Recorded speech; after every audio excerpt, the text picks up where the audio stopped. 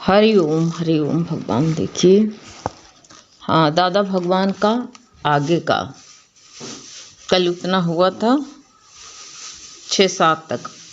आगे का है कि प्रकृति का बदलाव। आगे है कि फिर एक दिन प्रकृति की लीला ही बदल गई, क्योंकि निराकार को दादा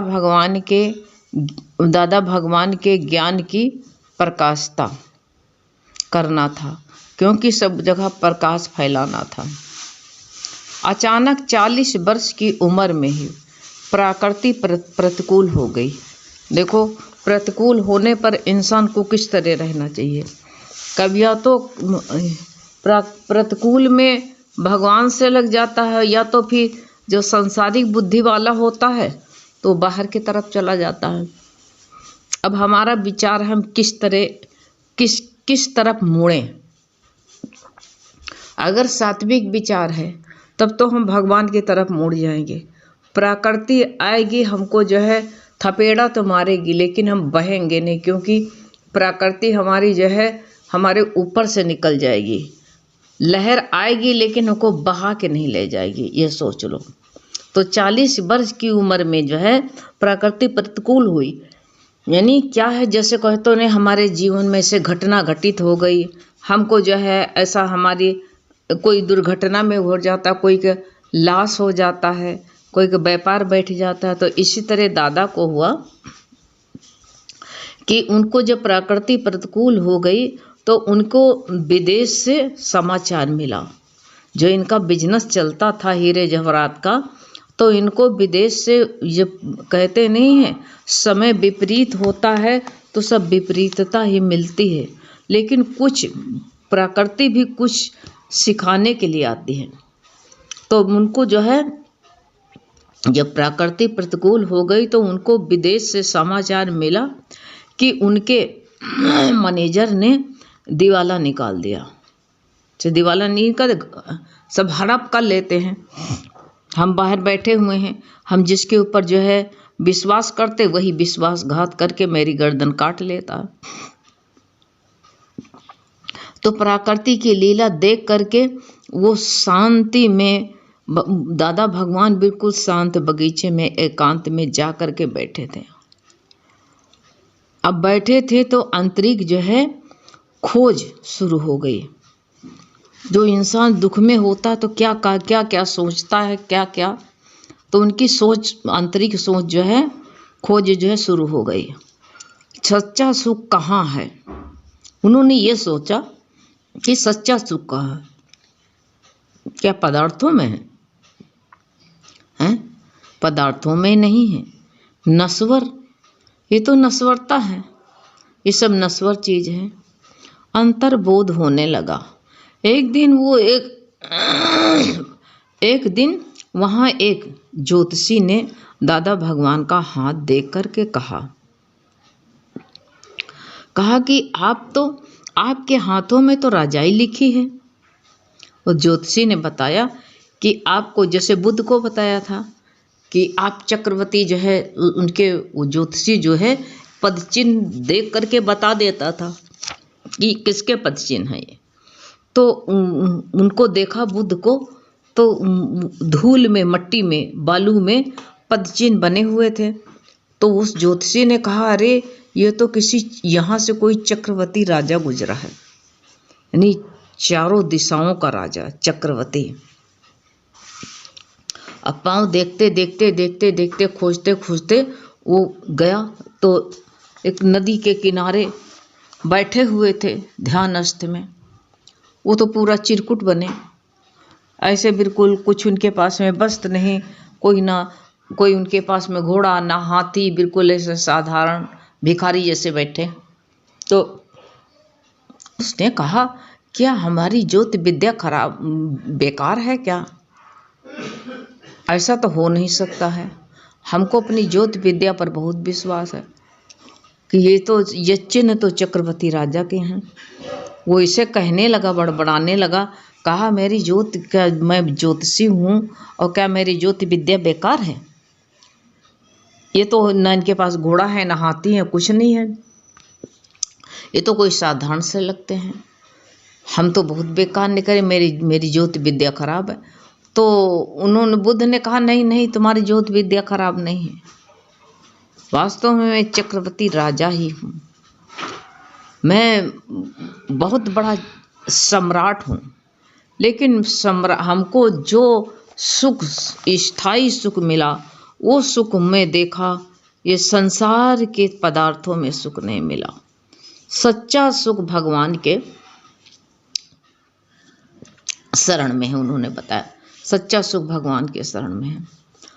तो इसी तरह उनको भी बोध होने लगा, तो उन्होंने एक ज्योतिष की बात पर विचार किया और उन्होंने कहा कि आखिर ये सच्चा सुख है कहाँ। उनके मन में विचार आने लगे। ज्योतिषी ने दादा भगवान का हाथ देख करके कहा कि आपके हाथ में जो है राजाई लिखी हुई पड़ी है। तो उस पर दादा भगवान ने कहा कि मेरी तो सारी जो है, जितना है मेरी जो है राजाई तो चली गई है, ख़त्म हो गई है, अब कौन राजाई है, अब तो कुछ बचा नहीं। परंतु बात उनको ये वो सच निकली कि जो दादा भगवान जो है ज्ञान के परम, उनको ज्ञान जो उनको जो है, जो जब उनका विचार आया, जब उन्होंने ये बात की खोज करी कि सच्ची राज कौन से, सच्ची राजाई कौन से है, तो उनको ज्ञान की परम राजाई प्राप्त हो गई। जो ज्ञान, वैराग्य, कभी इंसान को सच्चा वैराग्य लगता है, कोई को शमशानी वैराग्य लगता है। अभी वैराग्य लगा, अभी कुछ नहीं अच्छा लग रहा, और जहाँ थोड़े दिन के बाद में फिर सब कुछ अच्छा नहीं लगता है। तो ही तो कहते हैं ब्रह्म ज्ञान से, जो ब्रह्म ज्ञानी होता है, ब्रह्म ज्ञान से सृष्टि का मालिक हो गए। दादा भगवान कहते हैं मैं तो सृष्टि का मालिक हो गया। अंदर इतना गहराई में उनको आघात, ठेस लगी अचानक। और फिर एक बात है, अब वैराग्य तो लगा, लेकिन वैराग्य भी सही नहीं होता है जब तक कोई गुरु न मिले। तो उनको दादा कहते हैं अचानक दादा भगवान की ये मुलाकात एक कच्ची गुरु, जिनका नाम लालजी था, लालजी महाराज था, हो गई। और सारे शहर में मालूम हो गया था कि ऐसे गुरु आए हैं जिसको कोई भी पहचान नहीं सकता है। तब कहा कि संत शास्त्र अर्थ के लिए भी निपुण है वो। अब लालजी भगवान के निश्चय हो गया, नमस्कार करके चल दिए। जैसे उन्होंने सुना, अब उनके अंदर तो जिज्ञासा हो गई थी, अब उनका नमस्कार करके अंदर से चल दिए। दादा भगवान ने उनके ज्ञान से जब जैसे गुरु की मुलाकात हुई, तो उनकी मुलाकात होने से दादा भगवान को इतना आनंद आया, सच का आंतरिक सुख शुरू हो गया। जब सतगुरु जीवन में आता है तो आंतरिक सुख जो है, उस आंतरिक सुख शुरू हो जाता है। और जब तक आंतरिक सुख नहीं शुरू होता है, तब तक ऊपरी सुख आता है और जाता है। आंतरिक सुख जो है आनंद की तरफ घसीट लेता, जो अंदर से सुख होता है ना। तो उनको उनसे ज्ञान से काफी आनंद, पहले सुख हुआ फिर आनंद, उनको आनंद आया, सच का आंतरिक सुख शुरू हो गया उनका। लालजी जो है भगवान दादा भगवान को उपदेश दिया करते थे। और जब ये इन्होंने अपने अंदर की बात बताई, कह सुनाया कि ऐसा हुआ, मेरा दिवाला निकल गया है व्यापार में। तो उन्होंने जब बताया कि हमारा ये व्यापार बैठ गया है, इसमें दिवाला निकल गया है, बहुत आघात लगी थी, चोट लगी थी। तो कभी वो नफरत, कभी नुकसान। तो लाल जी ने इनको बताया, कहा दिवाला तो तुम्हारे व्यापार का निकला है, और व्यापार में कभी नफा तो कभी नुकसान, पर कहते मुझ आत्मा में कोई दिवाले नहीं निकलता। सच्चे ज्ञानी थे उनको। अब ये बात उनके अंदर बैठ गई। कहा दिवाला हमारी मुझ आत्मा में कोई दिवाला निकाल ही नहीं सकता। तो बात कुछ ऐसी थी कि जो दादा भगवान के अंदर बैठ गई। अब बात तो चलती है रोज, वचन तो गुरु का चलता है, लेकिन अंदर बैठ जाए तो समझो, अंदर बैठता नहीं, कमी यही है। और अंदर बैठ जाए तो पार हो जाओ, अंदर बैठता है नहीं। तो अंदर बैठ गई दादा को। उन्होंने ये प्रश्न उत्तर करके सारा संशय भ्रम निकाल दिया। अब प्रश्न जैसे जब अंदर भरे हुए तो उनको गुरु से प्रश्न करके निकाल दो। देखो, गुरु को टटोलने मत बैठो, गुरु की परीक्षा लेने मत बैठो। अपने अंदर का दर्द निकालने के लिए सच सच गुरु से बता दो। और ये भी सच्चा गुरु हो, ऐसा गुरु न हो व्यापारी, लेने देने का जो विचार करता हो, ऐसा गुरु नहीं होना चाहिए। तो जब प्रश्न उत्तर करते और प्रश्न उत्तर करके और सारा संशय भ्रम जो था निकाल दिया। और एक कहते हैं उनको जो है, और एक वर्ष तक लगातार गुरु का संग किया। अब एक दिन में ज्ञान नहीं आता है। लोग एक दिन आएंगे, कहते मेरे को समझ में नहीं आया। हफ्ते खड़ आएंगे, कहेंगे अरे क्या है, वहाँ आत्मा बताया जाता है। अरे इसमें भी सुनते हो मोबाइल में, तो एक इसको जो है रोज जब सुनोगे तो अपने आप तुम्हारे अंदर ज्ञान आ जाएगा। एक एक बात को अंदर बैठाओगे। कल एक प्रेमी मिली, उन्होंने बताया, कहा दीदी जो आपने पितरों पर बताई थी, बाणी चलाई थी, वो हमको मिली नहीं थी, कल रास्ते में मिल गई। सत्संग से इधर से गुजर रहे थे तो बताने लगी कि वो हमको बाणी बहुत अच्छी लगी और मेरे अंदर बैठ गई। तो हमने कहा बैठी है कि निकल गई? कहीं नहीं, उससे हमको बहुत अच्छा लगा। हमने कहा अगले जो आएंगे ना, अगले पितरपक्ष, तब तक वो निकल जाएगी, थोड़े दिन के लिए आई है।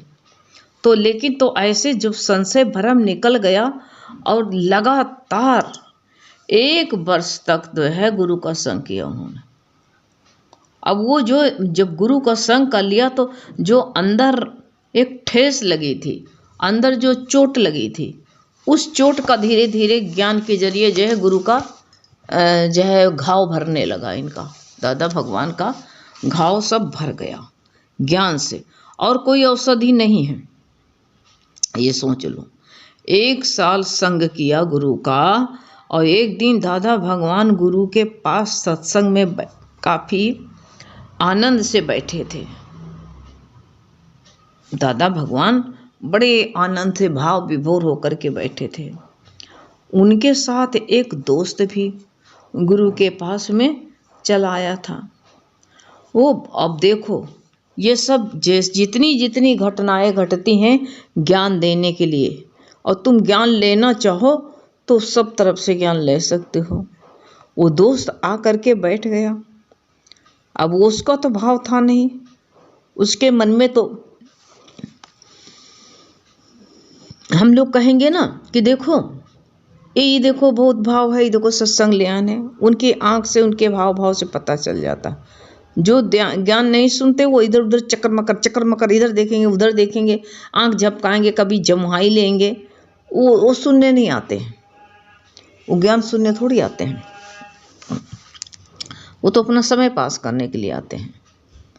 तो वो दोस्त जो आ करके दादा भगवान के पास में सत्संग में, दोस्त भी गुरु के पास में चला आया। तारे भूल चूक से वो दोस्ती के कारण चला आया। हम देखते हैं बीच बीच में कोई मेहमान, मान लो सत्संग आया, उसका घर वाला कोई आ जाएगा तो अगर मान लो सच्चा जिज्ञासु होगा तो को बहुत अच्छा लगेगा, बैठ जाएगा। और नहीं तो चाबी लेने के लिए या कुछ बात पूछने के लिए आएगा और आ करके जल्दी में लौट जाएगा, जीवन में उतारेगा नहीं उसको। ये नहीं कि 2 वचन मिल गए तो एक ही वचन सुन ले, नहीं, ऐसा नहीं करता है। ऐसा करे तो कभी भी जो है इंसान को जो है ज्ञान लग सकता है। तो वो जो है चला आया था, तो बार बार इशारा कर रहा था कि अभी चलना चलना, उठना, इशारा कर रहा था चल जल्दी। अब इधर ज्ञान चल रहा था, उधर वो इशारा कर लेता, अभी उठो ना, बहुत हो गया ये ज्ञान ध्यान बहुत सुन लिया। जब वो बार बार बैठना, और दादा की वाणी चल रही थी, दादा वो बड़ा अच्छा लग रहा था, बहुत भाव विभोर अपने गुरु के वचन में बैठे हुए थे। तो वो जो है बार बार इशारा कर रहे थे, बार बार कर रहा था कि जो है अभी चलना,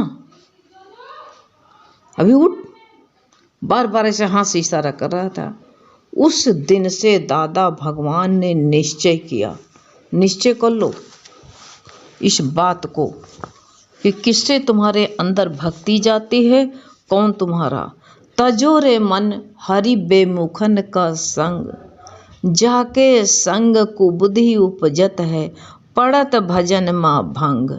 तजो रे मन हरि बेमुखन का संग। ऐसे लोगों का संग तज देना चाहिए।